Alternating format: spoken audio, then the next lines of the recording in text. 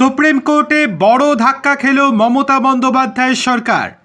গতকাল ভোট ঘোষণার পর থেকে সময়টা একেবারে ভালো যাচ্ছে না রাজ্য সরকারের।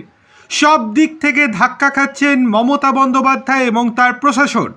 এবার সুপ্রিম কোর্টও মুখ পুড়ল রাজ্য সরকারের। অন্যদিকে আবার মাঠে নেমে পড়ল কেন্দ্রীয় তদন্তকারী সংস্থা এনফোর্সমেন্ট ডিরেক্টরেট অর্থাৎ ইডি। কি হয়েছে চলুন বিস্তারিত দেখে নেওয়া যাক।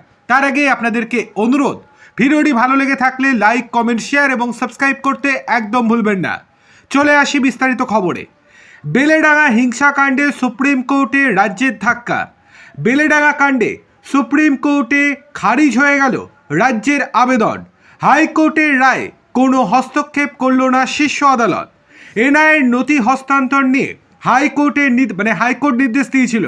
হাইকোর্টে সেই নির্দেশকে চ্যালেঞ্জ করে সুপ্রিম কোর্টে গিয়েছিল রাজ্যের আবেদনে সুপ্রিম কোর্ট এই মুহূর্তে কোনো হস্তক্ষেপ করেনি। কলকাতা হাইকোর্টের প্রধান বিচারপতি তার নির্দেশে বলেছিলেন, বেলেডাঙ্গার ঘটনায় রাজ্য পুলিশের হাতে যে ডকুমেন্ট রয়েছে সেই ডকুমেন্টগুলো এনআইএকে হস্তান্তর করতে হবে। এরপর কলকাতা হাইকোর্টের প্রধান বিচারপতির নির্দেশকে চ্যালেঞ্জ করে রাজ্য সরকার সুপ্রিম কোর্টে যায়। সুপ্রিম কোর্টে সরকারের বক্তব্য ছিল, তাদের বক্তব্য পুরো না শুনেই কলকাতা হাইকোর্টের তরফে এই নির্দেশ দেওয়া হয়েছে। ফলে পূর্ণাঙ্গ শুনানি ছাড়া এই নির্দেশ দেওয়া হয়েছে। এই আবেদন তারা করেছিল। সুপ্রিম কোর্ট আজ মনে করেছে এই মামলার ক্ষেত্রে কোনো রকম হস্তক্ষেপ দরকার নেই। সুপ্রিম কোর্ট রাজ্যের আইনজীবী কপিল সিব্বলকে প্রশ্ন করেন, এত কিসের ভয় আপনাদের, যাতে এনআইএকে সমস্ত নথি হস্তান্তর করতে ভয় পাচ্ছেন? আপনাদের কাছে আদৌ নথি আছে তো? কোনো উত্তর দেয় না কপিল সিব্বল। এর পরবর্তীতে সুপ্রিম কোর্ট পরিষ্কার জানিয়ে দেয়, হাইকোর্ট যে নির্দেশ দিয়েছে সেই নির্দেশ অক্ষরে অক্ষরে পালন করতে হবে রাজ্য সরকারকে। অর্থাৎ সুপ্রিম কোর্টে বড় ধাক্কা খেল মমতা বন্দ্যোপাধ্যায়ের সরকার, বলার অপেক্ষা রাখে না। পশ্চিমবঙ্গে অন্যদিকে বিধানসভা ভোটের দিনক্ষণ ঘোষণা হয়ে গিয়েছে। আগামী এপ্রিল মাসে 2 দফায় নির্বাচন। এর মধ্যে রাজ্যে ফের সক্রিয় এনফোর্সমেন্ট ডিরেক্টরেট, অবৈধ কল সেন্টার ও আর্থিক প্রতারণা সংক্রান্ত মামলায়, এছাড়াও কয়লা পাচার মামলাতেও সোমবার সকাল থেকেই পশ্চিমবঙ্গের একাধিক জায়গায় তল্লাশি অভিযান শুরু করে দিয়েছে কেন্দ্রীয় তদন্তকারী সংস্থা।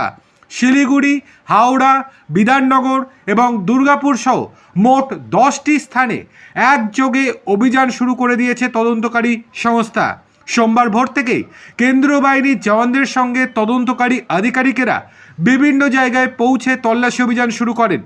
আর্থিক প্রতারণার অভিযোগে নরেন্দ্রপুর থানা এলাকার একটি বহুতল আবাসনের এক ব্যবসায়ীর ফ্ল্যাটেও অভিযান চালানো হয়।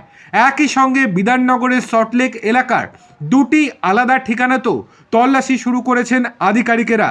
সূত্রের খবর, অবৈধ কল সেন্টারের মাধ্যমে বিদেশি নাগরিকদের কাছ থেকে অর্থ হাতিয়ে নেওয়ার অভিযোগকে ঘিরে এই তদন্ত শুরু হয়েছে এবং সেই অর্থ রাজনৈতিক প্রভাবশালীদের কাছে পৌঁছে যেত বলে মনে করছে ইডির গোয়েন্দারা।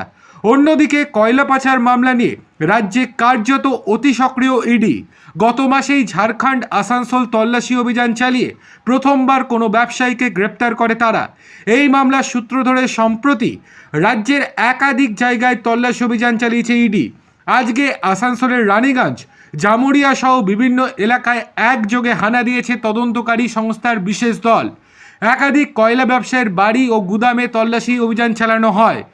জামুরিয়ার এক ব্যবসায়ীর বাড়ির গুদামঘর থেকে উদ্ধার হয় প্রায় 1.5 কোটি টাকা নগদ, যা তদন্তে নতুন মাত্রা যোগ করে দিয়েছে।